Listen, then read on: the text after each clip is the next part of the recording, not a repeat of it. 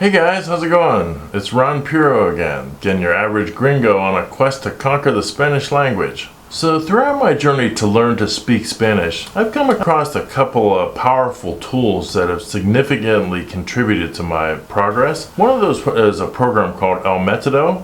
El Metodo is a series of classes that I use to learn basic grammar and verb conjugation. Alongside El Metodo, I've also embraced a flashcard system called Anki. Anki is a program that applies the scientific concept of spaced repetition to flashcards. So this unique approach strengthens the memory bonds by gradually increasing the intervals at which you review the cards and phrases as your memory becomes stronger for each item. One of the most powerful things that Anki helped me with was actually improving my listening skills, because it's possible to create Anki cards that are audio. So instead of reading written text, you're actually listening to an audio file and then identifying what the meaning of what you just heard was. So what I did was I created a separate deck of flashcards that consisted of only audio files. The deck I created was based on the very same phrases that were taught in El Metodo. So this way I could move to the next level where I could actually understand the phrases that I had learned by only the sound and not having to read anything. Now, you might be curious about how or where I managed to get a hold of these audio files that are spoken in perfect Spanish by a native speaker, right? Well, don't worry, because I'll tell you exactly how I did that here in this video today. Now, before we get started, I'll warn you that this process does seem a little bit techy. So it does require you to use 3 or 4 different pieces of software. But I promise it's not too bad. And other than El Metodo, the course itself, the software that you need is all free. So that's kind of the good news. The good news is using audio cards in Anki really does help your brain to learn how to recognize what you're hearing in Spanish with just the audio. And to me, that's really kind of a pretty good superpower, because I mean, let's face it, the world doesn't come with subtitles most of the time. In most real life situations, even like at the airport or in a taxi cab or at the grocery store, people are usually going to speak to you. They're not writing things out for you to read. So without further ado, let's go ahead and get started. Okay, so first we're going to download our PDF file of a transcript. So that is in El Metodo. We go ahead and click and download that. Here you can see that file as a PDF. Now we want to bring that into Excel. Once we have it in here, I like to label the columns as English and Spanish. Now we have to go ahead and start recording the audio on our computer's audio in Audacity. Now back in Excel, we're going to copy out the first item that we're going to translate, turn into an audio file. Back on the site, first we have to select our language, which we want US-based English in this case. And then once we select that, we get to pick from a couple of speakers. So I go with Paloma here. Now we have to clear out our text box and paste in the one that we copied out of Excel and hit play. Now we'll copy out our second and paste it in the same way. And finally we'll do our third one. Quiero comprenderte. Now on Audacity, we can see our recordings of our audio files. Now we have to actually select that entire file and analyze that so we can label those sounds individually. Here we can see our labels have been added. So now we're ready to export this out using Export Multiple. Once we click on Export Multiple, we have to make sure that we're going to be an MP3 file, and we have to verify what directory we want that to go into. Next, we have to enter the prefix that we want on all of our audio files. And we go ahead and do that. Here we can see we exported 3 audio files. Okay, so now we have to get to a special directory called Collection Media. I'm going to show you a little trick for that. So you want to open a window in File Explorer and then go up into the path area and enter %appdata%. That'll take you to that special directory. And now you're here, you want to go to Anki, or Anki 2 in this case. Sometimes Anki 1, depending on your computer. Once you've clicked on that one, now you're going to go to what your user is. I'm user 1 in this case. Now here is where the collection media file is. So you're going to double click on that. This will bring up all of the audio files that Anki can now access. That's how you do that. Okay, so the first thing we're going to do is drag our MP3 files over into Collection Media so they'll be accessible by Anki. And now we have to create a new deck inside of Anki for our audio cards. When we create this deck, it's going to have three parts or three fields: a front, a hint, and a back. The front part is actually telling Anki what MP3 file to play. Obviously, there's no text to show in this case. The hint is what the words actually mean in the audio file. In case you are having a hard time understanding it, you can have that to read if you need to as a backup. It's a hint. And finally, the back is the answer that's in English for you. Okay, so now we're going to use the power of Excel to actually build our text file that we're going to import into Anki. And so here we go with this one. You can see that we're going to actually take advantage of the power of formulas, and we're going to combine what you see in columns A, B, C, D, and E here.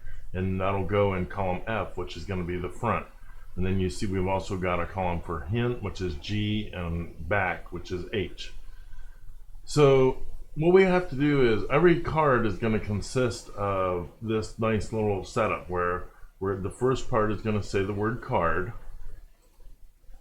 The third part will say this part, front, and then we'll have a bracket, the word sound, a colon, and then we're going to essentially put our MP3 file. So in our case, it's L1BEG dash, and the number of the file, which is going to be 123, and then it'll end with .mp3, and then we have to put a closed bracket.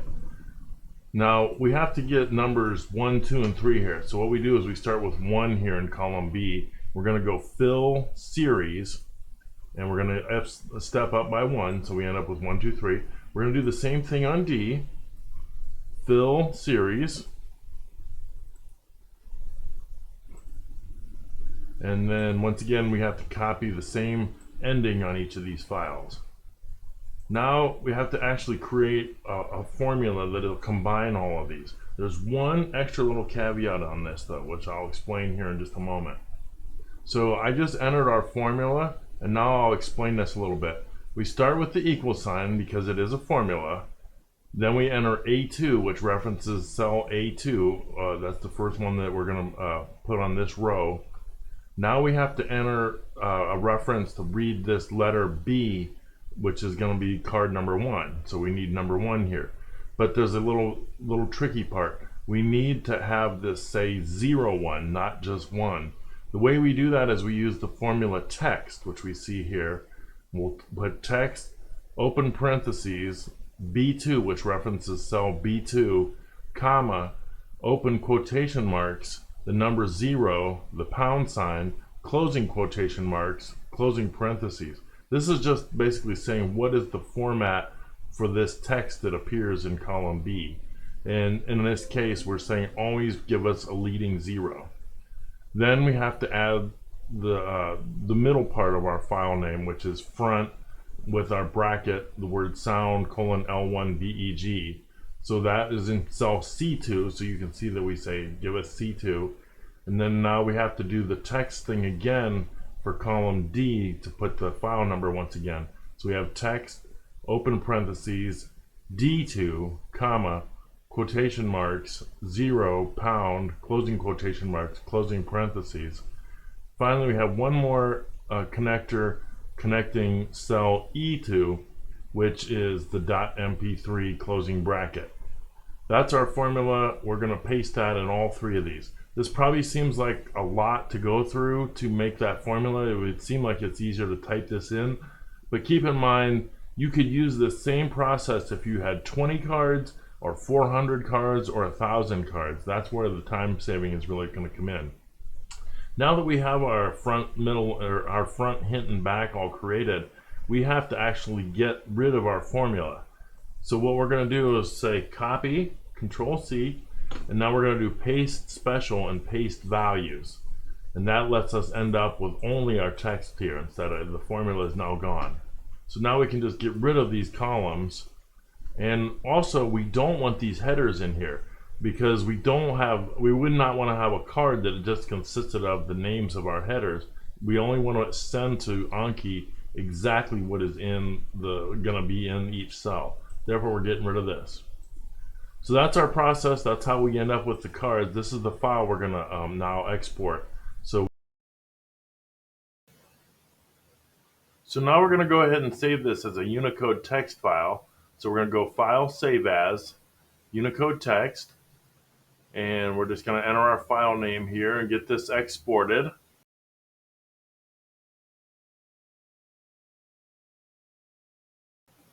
Now we're going to go ahead and open this up in Notepad.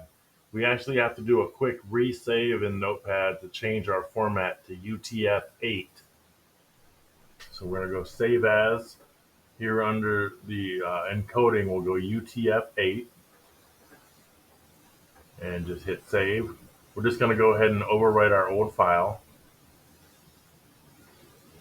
So we're going to ignore this warning. Now we have what we need to import.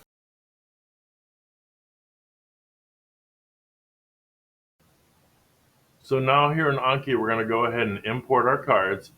First, we have to actually set up our card style so that we have the three fields that we need: the front, the hint, and the back. So in order to do that, we're going to go to Tools, Manage Note Types. Here we're going to add a new one. We're going to go with a basic, and we're going to actually call it Basic Audio Text Cards. Now, by default, this is going to be set up as a basic one, and by default, we automatically get two fields, a front and a back, but we need to expand this to three. The way we're going to do that is we're going to rename the back to be the hint. And now we're going to add a new one, which will be our back. That's going to be our third field. So now we're going to go ahead and save this.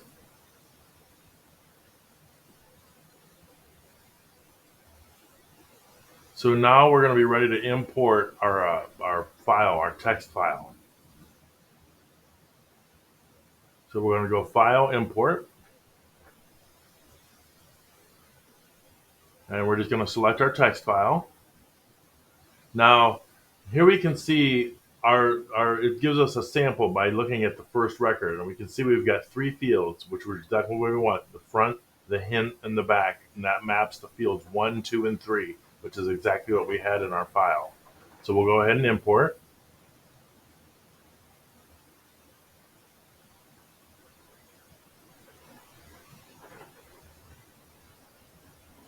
Then you see we got three cards, just as we like to. So now we do have to add a little bit of text so that we can see the hint. Okay, so in order to do that, we're going to browse, and now here we're going to look at a sample of the front of the card. So we're going to enter our HTML here. We want to enter open less than sign BR greater than sign less than sign BR greater than.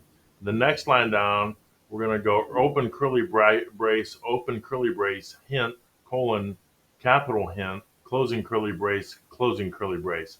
This is just a little bit of code that tells Anki that when it displays the front of the card, make it a link to the hint, as you see here. So now back in Anki, now we can see our decks. If we go ahead and pick our deck, we can say Study Quiero Now. comprenderlo. That'll go ahead and play the first card for us. At this point, if we feel like we're not sure what it said, we can ask for it to play the audio again by hitting the arrow button. Quiero comprenderlo. And then after that, if we still can't get it, we can go ahead and click on the hint, which will show us what the text is. And then at that point, finally, if we want, we feel confident, we can go ahead and see the answer, and that'll show us what the back is in English. At this point, if we didn't know this, we can tell it to go ahead and review it again in a couple minutes. Or if we do know it, we can say, well, we're good, we'll see it again in 40 minutes and kind of move on and eventually get the stronger in our memory. Well, I hope that by using the process, you'll be able to experience the same benefits that I did. And as always, I just want to say to you, que buena suerte en tu español. Good luck to you in your Spanish. See you next time.